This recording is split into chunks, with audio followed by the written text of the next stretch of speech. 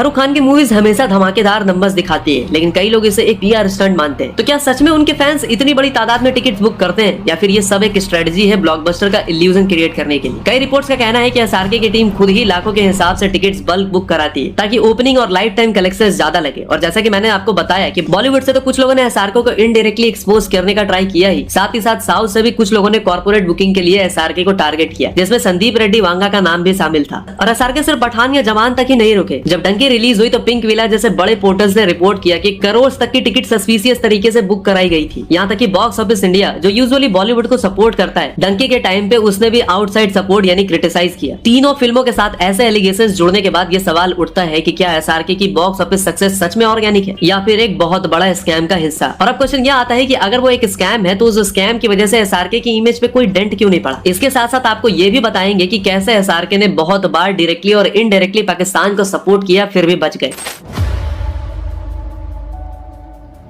देखो, अब हम सबको पता है कि एसआरके की स्ट्रगल स्टोरी फेक है, उनकी फैमिली की बदहाली वाली भिंडी रोना भी फेक है, और यहाँ तक कि उनकी मूवीज के कलेक्शंस भी फेक है। और जैसा कि मैंने आपको बताया कि बहुत से लोगों ने एसआरके की इस कॉर्पोरेट बुकिंग स्कैम को एक्सपोज किया, बट फिर भी इस चीज से एसआरके की इमेज पर बिल्कुल भी डैमेज नहीं हुआ, और उसका पूरा क्रेडिट जाता है उनकी पीआर टीम को। उनकी पीआर टीम मीडिया को इतने अच्छे से कंट्रोल करती है कि चाहे कुछ भी हो जाए, बट एसआरके की इमेज कभी डैमेज नहीं होने देती। डैमेज कंट्रोल का काम ऑलवेज जोर शोर से चलता है। और आपने नोटिस किया होगा कि जब एसआरके अजय और अक्की की विमल की एड आई थी, तो उस एड की वजह से हमारे अक्की सर को लोगों ने उठा उठा के धोबी पछाड़ मारा था, और उनकी बैकबोन के बाद करियर वाइज भी उन्हें स्लिप डिस्क का इशू हो गया था। उनकी इमेज इतनी ज्यादा डैमेज होने लगी थी कि उनको लोगों से माफी तक मांगनी पड़ी थी, और फिर उन्होंने उस कॉन्ट्रैक्ट को भी कैंसिल कर दिया था। अजय देवगन की भी जमकर ट्रोलिंग आज भी की जाती है, लेकिन सेम लेवल की ट्रोलिंग या सेम लेवल का इमेज डैमेज उस एड से एसआरके को नहीं हुआ। उस एड से पहले भी एसआरके की इमेज बहुत अच्छी थी, और उस एड के बाद भी एसआरके की इमेज अच्छी ही रही, क्योंकि एसआरके की पीआर टीम ने एसआरके की इमेज डैमेज होने वाली सिचुएशन को काफी अच्छे से हैंडल किया। मीडिया में हर 2 दिन में एसआरके का गुणगान करने वाले आर्टिकल्स छपने लगे, और उनकी एक पॉजिटिव इमेज बनाई रखी गई। तो आप देखो, ये तो कुछ इंसिडेंट थे जिनको पीआर की हेल्प से इजीली दबाया जा सकता है और इमेज डैमेज कंट्रोल किया जा सकता है। बट एसआरके ने बहुत सारी ऐसी स्टेटमेंट भी दी जिसके बाद उनकी इमेज इतनी खराब हुई कि पूरा देश उन पर भड़क गया। जैसे कि 2008 में मुंबई अटैक के बाद जब पूरा देश पाकिस्तान के खिलाफ गुस्से में था, तब शाहरुख खान का स्टेटमेंट था कि Pakistan is a great neighbour to have, we immensely love them. मतलब इस तरह का स्टेटमेंट हर इंडियन के लिए एक बहुत बड़ा शौक था। जब पाकिस्तान बैक्ड अटैक में हमारे लोग मारे गए, तब एसआरके को ये इमेंस लव दिखाने की जरूरत क्यों पड़ी? किसी और एक्टर ने अगर बोला होता ना, तो मीडिया और सोशल मीडिया पे उनकी वाट लगा दी जाती। आमिर खान के एक स्टेटमेंट में क्या हुआ था याद ही होगा, उन्हें आज भी उस स्टेटमेंट के लिए बैकलैश झेलना पड़ता है। लेकिन एसआरके की पीआर टीम इतनी स्ट्रांग है कि उनके पाकिस्तान प्यार को भी कभी कंट्रोवर्सी नहीं बनने देती। लेकिन सवाल यह आता है कि आखिर ये डबल स्टैंडर्ड कब तक? और अब हम एसआरके के उस डबल स्टैंडर्ड को एक्सपोज करेंगे और आपको बताएंगे कि जिस एसआरके को एक लॉयल हस्बैंड कहा